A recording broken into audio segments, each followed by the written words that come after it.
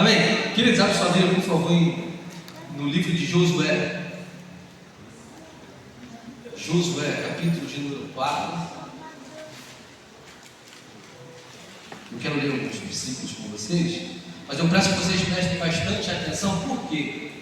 Porque ao vocês prestarem atenção acompanhando o texto, vocês vão entender a mensagem. Tudo bem?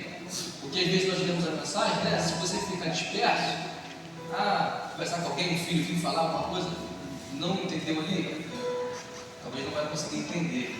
Tá bom? Vamos lá. Josué capítulo de número 4, verso 1. Todos acharam? Quem não achou pode acompanhar em cima. Já colocou ali? Não, né, Cláudio? Não. Então vamos lá. Prestem bastante atenção. E sucedeu, pois, que acabando todo o povo de passar o Jordão, falou o Senhor a Josué, dizendo: tomai do povo 12 homens de cada tribo. Prestem bastante atenção. E mandai-lhes dizer: tomai daqui do meio do Jordão, do lugar do assento dos pés dos sacerdotes, 12 pedras, 12 homens de cada tribo e 12 pedras. E levai-os convosco a outra banda, e depois citai-as no alongamento em que haveis de passar esta noite. Chamou, pois, Josué os 12 homens que escolheram dos filhos de Israel, de cada tribo um homem.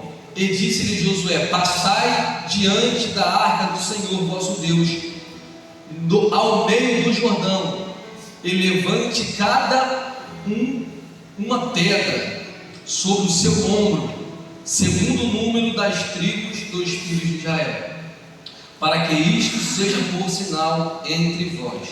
E quando vossos filhos no futuro perguntarem, dizendo: que vos significam estas pedras? Então direis que as águas do Jordão se separaram diante da arca do concerto do Senhor, na presença, passando ela pelo Jordão. Separaram-se as águas do Jordão, assim que estas pedras serão para sempre um memorial aos filhos de Israel. Fizeram, pois, os filhos de Israel assim como Josué lhe tinha ordenado. Levantaram 12 pedras no meio, pedras do meio do Jordão, levaram, como o Senhor lhe dissera, segundo o número das tribos dos filhos de Israel. E levantaram consigo o alongamento e as depositaram ali. Levantou Josué também 12 pedras no meio do Jordão, no lugar do assento dos pés dos sacerdotes, aonde estava a presença ali. E levavam a arca do concerto, e ali então até o dia de hoje. Presta atenção, agora o verso 14. Naquele dia o Senhor engrandeceu a Josué diante dos olhos de todo Israel, e temeram como haviam temido a Moisés todos os dias da sua vida. Falou, pois, o Senhor a Josué, dizendo: dá ordem aos sacerdotes que levam a arca do testemunho, que subam do Jordão. E deu Josué ordem aos sacerdotes, dizendo: subi do Jordão. E aconteceu que, como os sacerdotes que levavam a arca do concerto do Senhor subiram do meio do Jordão, e a planta dos seus pés dos sacerdotes que puseram em seco as águas do Jordão se tornaram ao seu lugar, e corriam como antes sobre todas as suas ribanceiras. Amém? Querido, tem alguém que nunca viu esse texto, nunca leu esse texto? Que texto forte, né? É um texto maravilhoso. Eu quero aqui trazer algumas explicações para você, algumas revelações a qual o Senhor colocou no meu coração. Tem um tempo ao qual eu tenho estudado esse texto, querido, e eu pensei, vou falar sobre o altar, sobre as pedras que foram levantadas. E eu estava orando ao Senhor, falei: não sei, mas essa é uma mensagem para trazer uma quarta-feira, que é mais tempo. Aí o Senhor falou outro para o meu coração: Pedro, domingo não é diferente de quarto, pelo fato de tudo não é diferente de quarto, tudo é culto. E eu falei com o Davi ontem, falei com o Davi ontem, estava eu cortando o cabelo do Davi, e eu falei com o Davi assim: Davi, estou pedindo uma confirmação do Senhor. Ele falou: mesmo, você vai pregar amanhã? Eu falei, vou falar sobre o altar. Ele, que maravilha. Eu falei: estou esperando uma confirmação do Senhor, estou ligado aí para ver o que você vai falar. A pastora mandou uma mensagem da liderança e fala a respeito do altar. Eu até peguei o áudio da pastora e mandei para o Davi. Falei: Davi, aí a confirmação do altar aí. Falei, obrigado, Senhor, bendito ao Senhor, porque o Senhor nunca deixa, né, desapercebido aqueles que estão ligados ao Senhor. E eu quero conversar com vocês, ministrar a poderosa palavra do Senhor a respeito do altar, porque a Bíblia, querido, ela é feita de muitos homens de Deus que levantaram altares. Não é verdade? Abraão foi um homem de altar. Abraão levantou altares ao Senhor desde que o Senhor chama ele no capítulo de número 12. Abraão, Isaac foi homem de altar. Jacó, né, que o nome foi mudado para Israel, foi homem também de altares. Gideão, muitos homens de Deus, Elias, todos esses foram homens que levantaram altar. E o principal altar da Bíblia é o altar de holocausto. O holocausto é um altar que é queimado, aquele altar que coloca o cordeiro e ali é sacrificado com fogo. Então, querido, existiam muitos altares na Bíblia. Por exemplo, se eu citar aqui o altar ao qual Elias restaurou, você lembra muito bem no capítulo de número 18 do primeiro livro dos Reis, ao qual o Senhor fala para Elias ir até o rei Acabe e ali falar com todos os profetas de Baal se reuniram no Monte Carmelo. Ali o Deus que é Deus vai responder com fogo. Isso é muito interessante, eu quero trazer algumas aplicações para vocês a respeito do altar. A Bíblia vai dizer que Elias, ele reúne todos esses profetas, fala para cá, reúne os 450 profetas de Baal e os 400 de Aserá, não só tinha 450, era 850 profetas contra Elias. E Elias, somente um profeta de verdade, ao qual servia ao Senhor. Olha que interessante. Imagina você, 800, querido profeta, 850 profetas contra Elias, e somente um ao lugar do Senhor, ali fazendo a vontade do Senhor. Preste bastante atenção. A Bíblia vai me dizer que é nesse momento que o que Elias faz? Elias vai falar para eles, tem 2 novilhos ali, vocês do profeta de Baal e de Aserá, escolhe ali um novilho.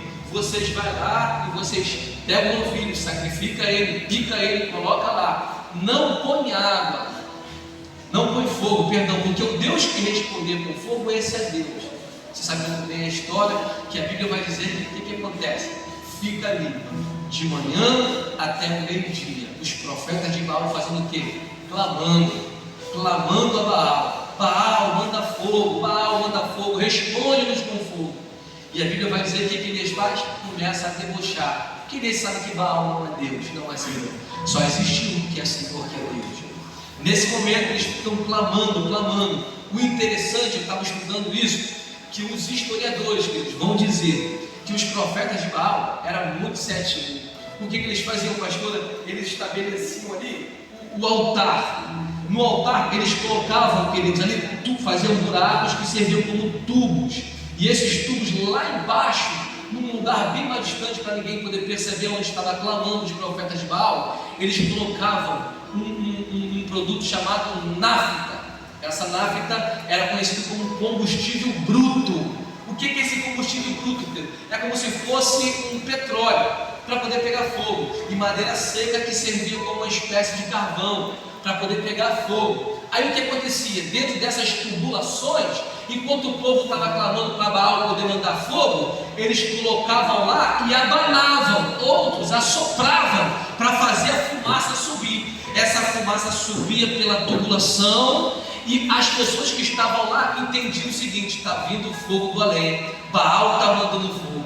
Só que nesse dia Elias estava ligado, esperando o culto deles acontecer. E Elias está vendo e ninguém está assoprando. Por quê? Porque tem alguém ligado. Opa, se tacar fogo estranho, eu estou vendo. Elias está lá, querido, parado olhando e está debochando, porque nesse dia não tem como fazer fogo estranho. Presta atenção. Só que o fogo de Baal ao qual eles faziam era fogo esquisito, fogo estranho, que descia de lado de baixo, ia para a tubulação e subia a fumaça de baixo para cima. Só que Elias está falando que é aquele que respondeu com fogo. Eles estão esperando Baal mandar a fumaça, só que dessa vez não funciona a fumaça, tem que ser fogo. Só que a palavra vai falar que Elias começa a debochar de uma tal maneira, ao qual eles ficam lá angustiados, nada de Baal. Eles começam a pegar espadas, a Bíblia fala, e começa a se cortar, um ritual de sangue para Baal poder responder, e Baal não responde, ao ponto de Elias poder debochar deles. Ele fala: cadê Baal? De repente ele está dormindo, foi viajar, assim é Deus, ele vai escutar vocês. E nada de Baal responder com fogo, nem mesmo uma fumacinha subiu. E fumaça também não iria funcionar. Por quê? Porque tem que ser fogo, não pode ser fumaça. E é nesse momento que Elias fala: tudo para cá, vai embora vocês, se aparta agora comigo. Pega o seu novilho, despedaça ele, sacrifica, coloca no altar, pica ele todinho. E ao picar todinho, Elias pega uma vala e faz da fundura de 2 sementes plantadas. E nesse momento ele fala: pega 3 talhas de água, 4 talhas de água, enche, joga no altar e joga no altar. Pede a segunda, joga água, eu tenho 8 talhas. Depois pega a terceira, eu tenho 12 talhas, ao qual a Bíblia vai falar que colocou a água, foi toda ao redor do altar. Por quê? Porque se tem tubulação para poder passar para baixo, ele já joga água para não ter nenhum requisito de fumaça. Porque o fogo ao qual ele está orando para o Senhor mandar, não será fogo de baixo, será fogo de cima. Eita glória! Aí ele está com a água, porque se a água vai descer, ele apaga tudo o que Baal está tentando fazer. Agora presta atenção. Eles ficam de manhã até meio-dia clamando, Baal não responde, pois meu Deus. E Elias, querido, nesse momento vai falar algo muito interessante. Uma oração que não dura nem 5 minutos. Deus de Abraão, Deus de Isaac e Deus de Jacó. Ele vai orar essa oração, só que porém antes de ele orar, o que Elias faz? Ele restaura o altar. A Bíblia vai me dizer que ele pega, já começa ali, 12 pedras, conforme os filhos de Israel. Pega 12 pedras e coloca uma 12 pedras no altar. A Bíblia fala que é para honrar o nome do Senhor. Agora presta atenção, Elias faz ali algo ao qual vai honrar o nome do Senhor. Pega 12 pedras, pastor Nuno, e coloca em volta do altar as 12 pedras reunidas. Só que um tempo desse eu falei, pega o diaconado, eu fiquei pensando, algo interessante. Elias está profetizando para as 10 tribos, a tribo do norte. As 2 são do sul, porque a tribo do norte estava idolatrando muito. O rei chamado Acabe estava idolatrando a mulher de Jezabel e Baal também. Agora preste atenção, se ele está profetizando para 12 tribos e o reino está dividido, não está o reino unido, por que eles pegam 12 tribos, 12 pedras e põe junto? Não seria mais fácil ele pegar 12, colocar 2 à parte e colocar 10 de um lado? Sim ou não?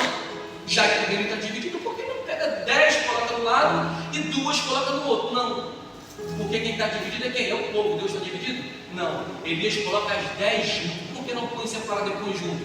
Porque ele entende que altar dividido não desce fogo.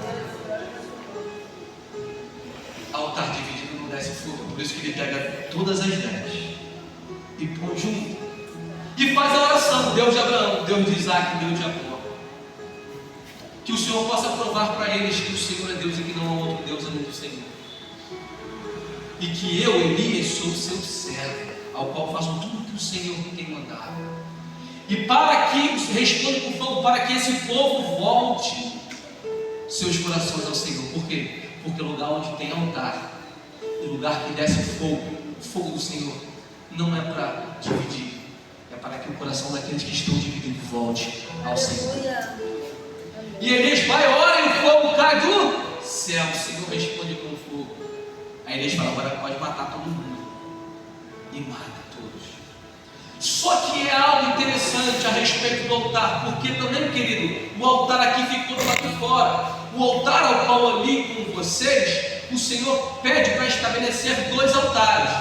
Quando o povo sai de lá, querido, da terra do Egito, com Moisés fica 40 anos na terra do Egito, e é nesse tempo que o povo começa a morrer no Egito. Moisés também morrer no deserto. Moisés também morre no deserto, não entra. E o Senhor agora abençoa Josué, que está liderando como Moisés liderou. Só que nesse momento o Senhor fala para Josué entrar no Rio Jordão, porque lá eles já vão atravessar para Canaã. Lembra disso? Quando o Senhor fala primeiro para que os levitas entram, por quê? E o milagre interessante do Rio Jordão é um milagre diferente, aproximadamente igual, mas diferente, bem diferente do milagre que é o Mar Vermelho. O Mar Vermelho, Moisés faz o quê? Lembra quando estava encurralado em Herodes? Moisés levanta a mão e estende o cajado, as águas se abrem. Já com o Josué é diferente, o levita não tinha que levar a arca, a presença do Senhor. Põe o pé nas águas, e ao pôr o pé nas águas é diferente. Por quê? Porque o Rio Jordão, o significado é aquele que desce lá do Monte Hermão. Ao descer do Monte Hermão, vem aquelas direitas do Monte Hermão, vem descendo, fazendo um rio mesmo, que é o Rio Jordão. E esse Rio Jordão estabelece, tem os braços de água que vai estabelecendo água para todos, água doce. Isso é muito interessante. Vai descendo lá, trazendo água doce, formando um rio. E ao formar o rio, vão fazendo canaletas que vai levando água para todo mundo. E continua descendo o Rio Jordão, que é uma descida, vai descendo, descendo, descendo, até chegar no Mar Morto. Você sabe por que o Mar Morto é chamado Mar Morto? Porque, presta atenção, não tem lugares para estabelecer água para as pessoas. Chega um determinado tempo, ele para ali, e é conhecido como Mar de Sal.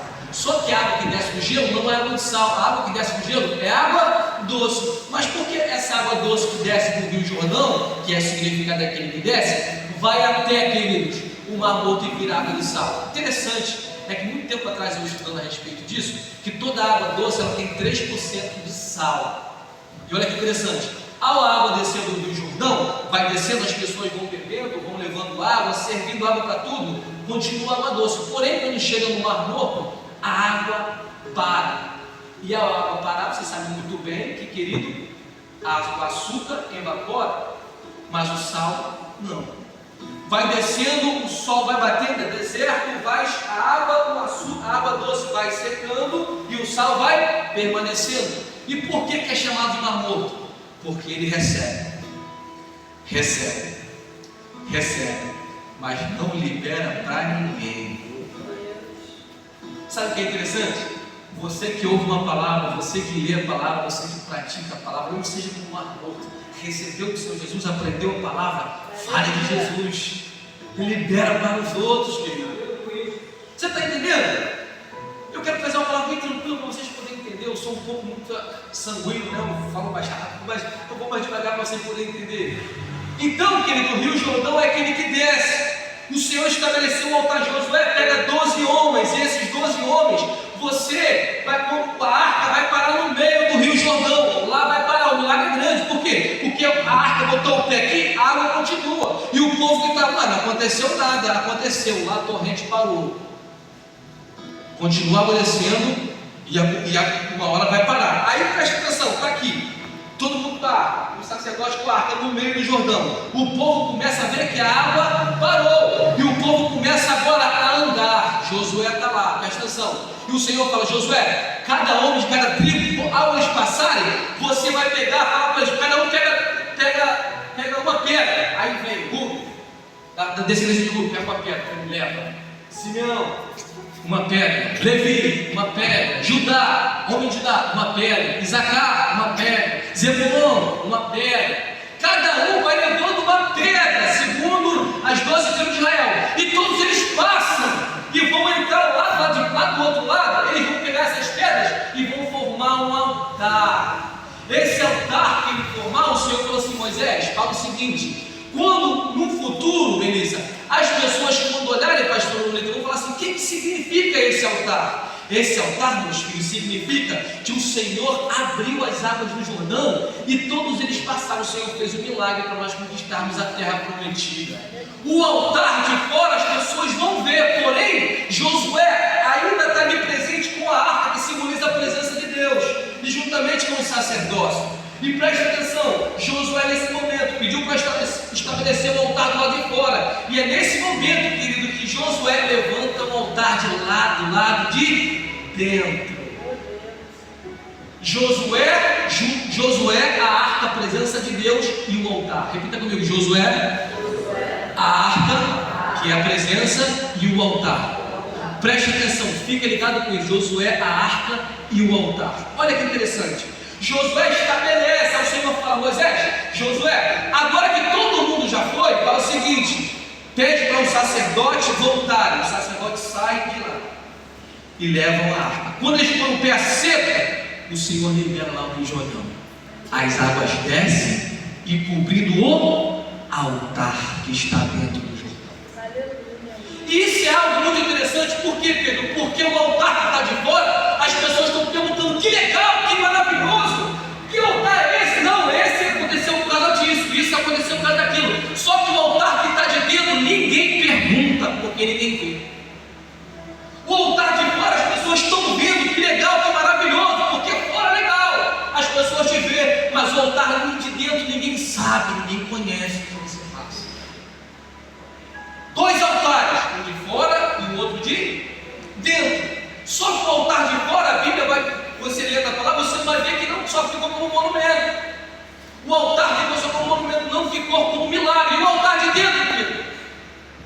dentro eu consigo observar algo maravilhoso.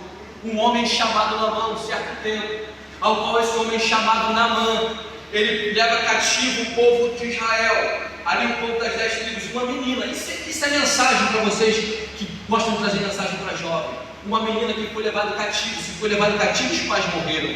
E se os pais morreram, presta atenção, ela teria todo motivo de odiar talvez a Deus, como nos odeiam, pelo fato de Deus não fez nada. Essa menina sai de lá cativa, vai para Naamã, e ele está com lepra, está tudo muito bem, o comandante da Síria, um homem vitorioso, ao qual o próprio Deus estabeleceu, a Bíblia vai falar. Só que essa menina, ela saiu de Israel, só que Israel não saiu dela. Preste atenção, ela fala: se ele for lá para Samaria, tem profeta lá em Samaria. Ai, que maravilha!